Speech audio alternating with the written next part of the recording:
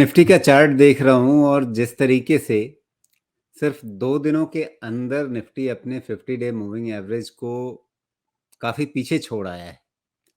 अब 50 day moving average अभी 18,180 के आसपास है और निफ्टी आ गया 17,800 के आसपास। मतलब लगभग आप कह लीजिए कि 400 अंक का अंतर आ गया है। अ, ये जो रफ्तार है गिरावट की, क्या ये इस तरफ इशारा कर रही है कि अब शायद ये गिरावट 200 दिनों के मूविंग एवरेज की तरफ भी चली जाए और 200 दिनों का मूविंग एवरेज अभी 17,200 के आसपास है, तो मतलब यहाँ से 500-600 अंक और नीचे। ये ना एक्चुअली बहुत कुछ डिपेंड करेगा कि निफ्टी बैंक 41,500 से सपोर्ट ले लेती है या निफ्टी बैंक 40,000 की तरफ जाती है। वहाँ से निफ्टी का लेवल डिसाइड होगा बिकॉज़ निफ्टी बैंक अभी क्रैक नहीं हुआ। और अगर ये फॉल, ये करेक्शन जो भी है, अगर इसमें कोविड तड़का लगा रहा है, तो ज़्यादा करेक्शन निफ्टी बैंक का होना चाहिए और ये ट्रैजेक्टरी अगर 200 ईएमए देखेंगे तो डर लगेगा 38,000, 42,600 और 38,000। हम बात कर रहे हैं 10% निफ्टी बैंक की। अगर 10% का निफ्टी बैंक है तो 3% 4% तो निफ्टी वैसे ही जाएगा। उसमें आईटी का सहारा रहेगा, तो आईटी जो बहुत फ्री फॉल में जा रहा था, वो नहीं होगा। लेकिन फिर भी 2-3% का तो वैसे भी निफ्टी को डेंट लगेगा। इसलिए थोड़ा डाउनसाइड निफ्टी में भी 17,200, 17,000, 17,500 ही ओपन हो सकता है निफ्टी बैंक के बिहेवियर पे। तो मार्केट अगर इसको कोविड स्कैर प्ले कर रहा है, तब तो करेक्शन में थोड़ी डेप्थ है।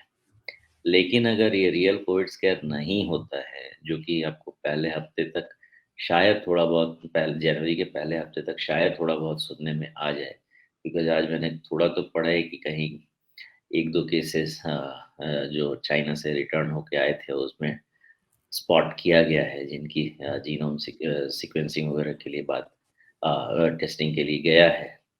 तो अगर फर्स्ट वीक ऑफ जनवरी या सेकंड वीक तक बहुत ज़्यादा उससे कुछ निकल के नहीं आता है, तो मोस्ट लाइकली ये मार्केट यहाँ से कहीं न कहीं सपोर्ट लेके कंसोलिडेट करेगा, भले ही बहुत तेज़ नहीं जाए।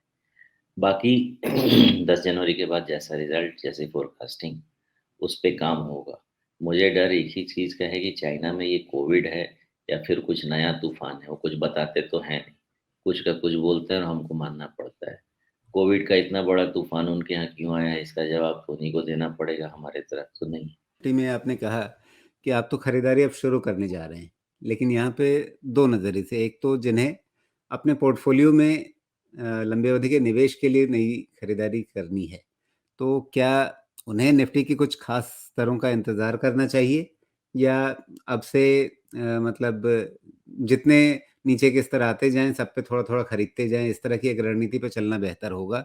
और ट्रेडर्स के लिए ऊपर और नीचे दोनों तरफ कौन से लेवल्स ध्यान में रखने हैं? बिल्कुल सही बात। देखिए, मैं एक बार में खरीदारी नहीं करने जा रहा हूँ, पहली चीज़। दूसरी मैं स्टैगर्ड बाइंग करने जा रहा हूँ। बाइंग करने का रेंज 17,500 से 18,100 कहीं न कहीं डिसीज़न लेना था, जहाँ से बाइंग शुरू करनी है। मैं बाइंग इसलिए शुरू करने जा रहा हूँ कि मैं अब टुकड़ों में खरीदूँगा। प्लस मैं बाइंग करता हूँ अगेंस्ट सम सेलिंग। तो कुछ ऐसे पोज़ीशंस भी हैं हमारे पास जिसमें यहाँ से मार्केट ऐसा तो नहीं है कि ऐसे ही गिरता रह जाएगा, रिटर्न भी होगा।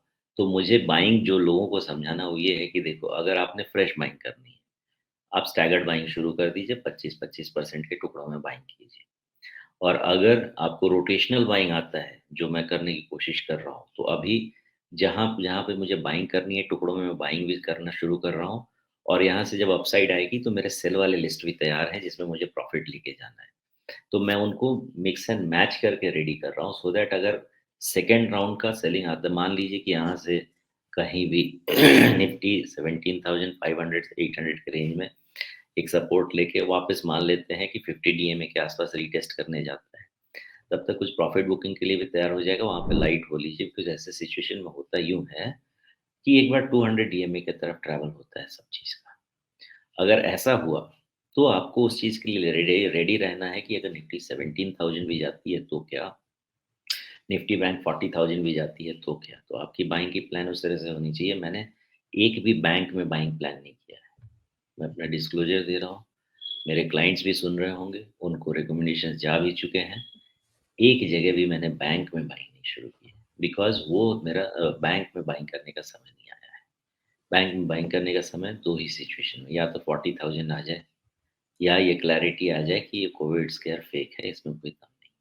उसके पहले बैंक या एनबीएफसीज़, इन सब में बाइंग नहीं करना है। बाइंग कहाँ करना है? थोड़े फ्यूचरिस्टिक और थोड़े कंज़र्वेटिव डिफेंसिव्स में जाके बाइंग करना है, जिसमें अच्छा खासा फॉल आ चुका है, वैल्यूएशन कम्फर्ट है, वैसे जगह जाके स्टैगर्ड बाइंग शुरू कीजिए। अभी कोविड सेंसिटिव सेक्टर्स जो थे, उसमें जाके बाइंग करने की कोई ज़रूरत नहीं है, वहाँ पे अभी डाउनसाइड बाकी है, इस चीज़ का ध्यान रखिए।